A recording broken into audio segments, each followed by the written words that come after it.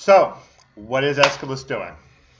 So, in the videos preceding this group on Oresteia, we talked quite a bit about the gradual development of the Delian League, the way that it was originally founded as a essentially preemptive strike against the Persians, trying to make a possible later strike against the Greeks. And then gradually, through the instrumentation of the leader Pericles, this would gradually grow up into a big imperialistic power that would transform the city of Athens into this big empire, essentially overseeing both cities and islands all through the Aegean Sea. So clearly that matters a lot for the production of this play. But now we also have to turn to this very narrow point about the revolution in 462 BC.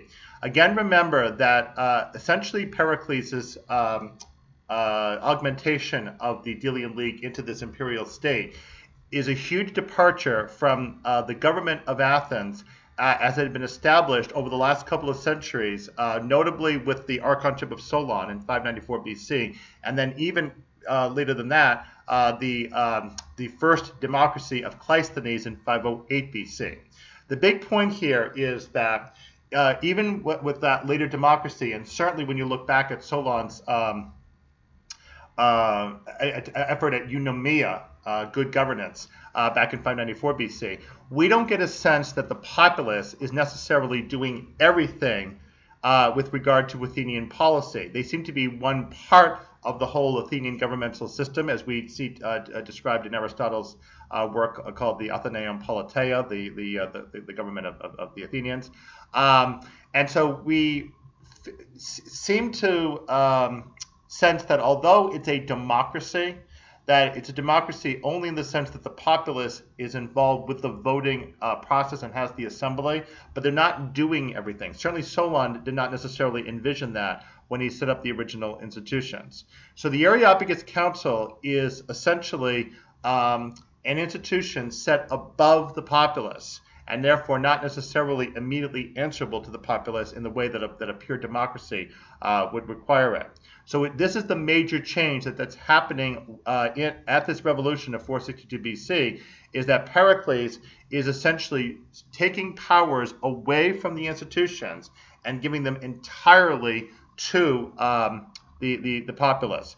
And of course, as we will come to see, this is obviously meant to benefit Pericles and his own policies themselves, because Pericles can now simply go to the populace, get what he needs from them, and therefore be essentially validated to just continue on with whatever Athenian policy he chooses. There aren't any more checks on his power or any in-between steps that might get in his way that way. Okay, let's now focus specifically on the council. Again, the council was the high court that was charged with most cases, but especially those of homicide and religious trials of particularly high type or particularly notorious type. Most of that is going to disappear. The homicide trials did continue to stay with the Areopagus Council, but now the courts that are set up by Pericles will supplant the original empowerment of the Areopagus. These are called the Heliaia courts, H-E-L-I-A-I-A, the Heliaia courts, and they are populated with ordinary citizens from the Athenian populace, especially elderly Athenians, and men only, by the way, who were perhaps veterans of the Battle of Marathon, let's say, or anybody who could not work anymore and therefore was dependent on the state for some kind of income. These are the people who now are going to fill jury courts and therefore decide the ordinary, routine, daily back and forth cases among Athenian citizens. That is a big departure from the vision of Solon with the Areopagus Council. So what we therefore have strikingly in 458 BC with the trial of Orestes, that is the introduction of the Areopagus Council to Athens by Athena, their patron goddess, is we have a remarkable retrospective on an occurrence that had just happened a few years prior to the production of this play. We have Aeschylus compelling the Athenians to look back on their much earlier history, a good more than a century before, as to when this particular council was put in place.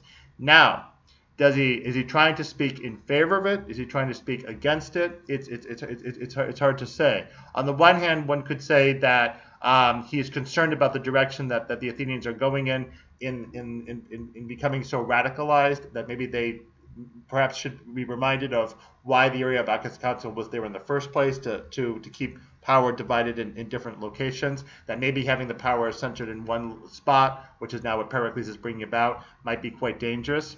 On the other hand, Aeschylus could just as easily be saying that this is indeed an old-time ritual for the Athenians, and for them to be able to take advantage of their power, they have to let go of those old institutions in order to be able to establish themselves and grow themselves into a much greater power.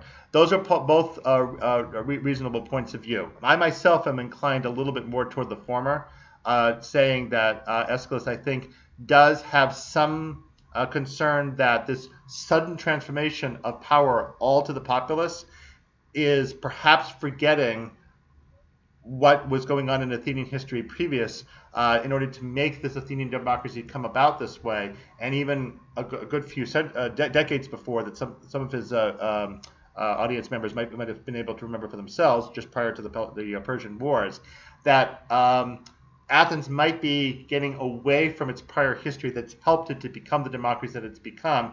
It may be going in a new direction that may turn out to be a rather hazardous one.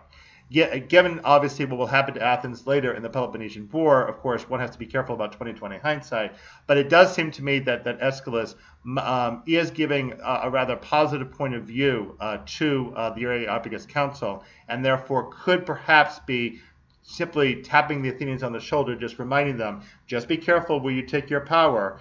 Don't let it get out of control, because you could see what happens if you fall back in the old way, the Furies way. Look at where you came from before. Don't let yourself forget exactly what used to happen in really old Greece that we now have tried to put aside. In any event, what we see with this really magnificent and outstanding trilogy of plays is the conclusion and the resolution of one of the most destructive curses to befall a family, that of the house of Atreus in Mycenae. We see an old-time governance, an old-time set of judiciary rules that lead to destruction, to chaos, to obviously to tragedy itself, to bloodshed, and seem to be going on without any kind of resolution.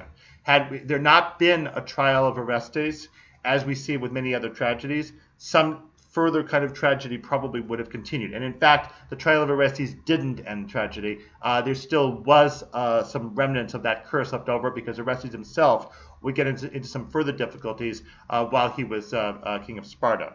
So it did not end here by any means. But as of the previous curse, we do have this tragedy essentially coming forward saying this previous curse finally is ended.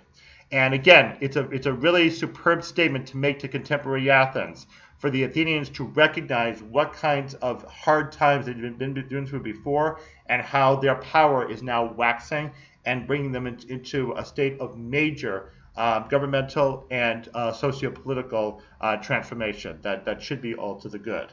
At the same time, though, there is still a sense that that the Athenians do need to be careful not to let it get out of control.